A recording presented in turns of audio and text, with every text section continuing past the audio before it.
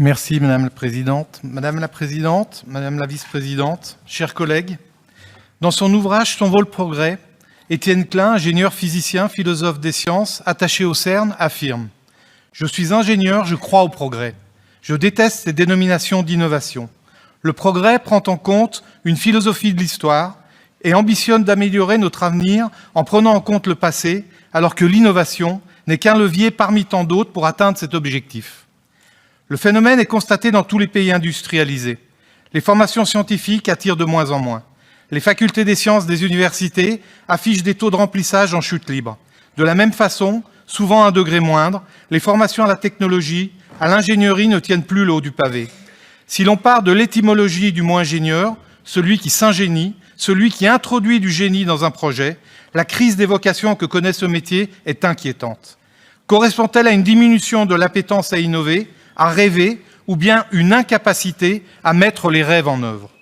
Mais au fait, c'est quoi un ingénieur aujourd'hui? Selon la commission des titres d'ingénieur, organisme qui évalue toutes les formations d'ingénieurs, le métier consiste à poser, étudier et résoudre de manière performante et innovante des problèmes souvent complexes de création, de conception, de réalisation, de mise en œuvre et de contrôle, ayant pour objet des produits, des systèmes, des services, et éventuellement leur financement et leur commercialisation au sein d'une organisation compétitive.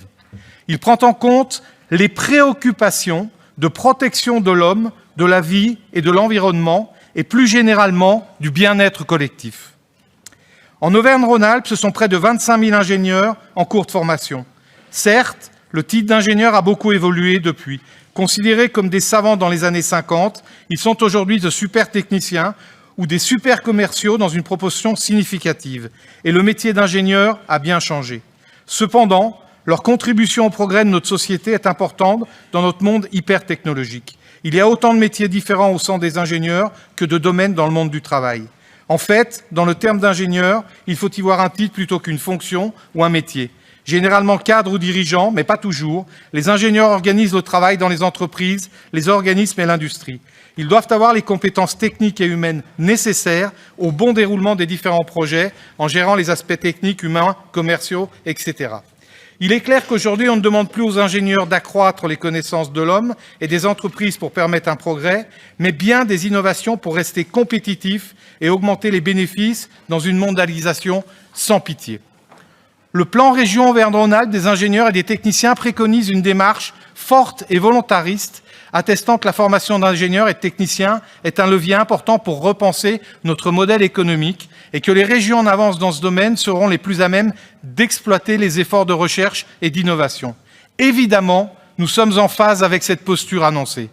Mais il nous semble que pour atteindre l'objectif de repenser notre modèle économique, voulu dans ce rapport, et penser ce métier comme le définit la commission des titres d'ingénieurs, il serait judicieux de suivre les préconisations de la Banque publique d'investissement, dont on ne peut douter de l'expertise en matière d'innovation au service de l'entreprise, qui affirme, je la cite, « L'innovation ne doit plus être uniquement associée à la technologie, car beaucoup de démarches d'innovation sont d'ordre organisationnel, social, citoyenne, liées aux usages. L'innovation est de plus en plus collaborative, de plus en plus rapide et propose des ruptures avec l'existant. Elle est de plus en plus co-conçue avec l'usager final dans le cadre d'un processus qui ne se limite plus au couple chercheur-industriel. Toutes ces nouvelles formes d'innovation sont mal prises en compte dans les dispositifs d'accompagnement et de financement de l'innovation. L'innovation sociale se situe dans ce contexte et doit s'associer à toutes les démarches qui plaident pour une vision élargie de l'innovation. Les besoins de notre société encore peu couverts et pour lesquels l'innovation sociale est importante sont nombreux.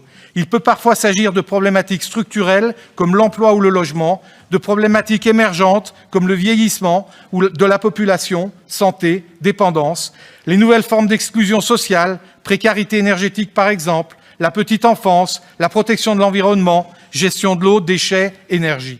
Vous l'aurez compris, enrichir ce plan par la prise en compte de l'innovation sociale dans les axes d'intervention affichés nous paraît indispensable et porteur d'éléments essentiels à la formation de l'ingénieur de demain. Pour autant, nous voterons ce rapport. Je vous remercie.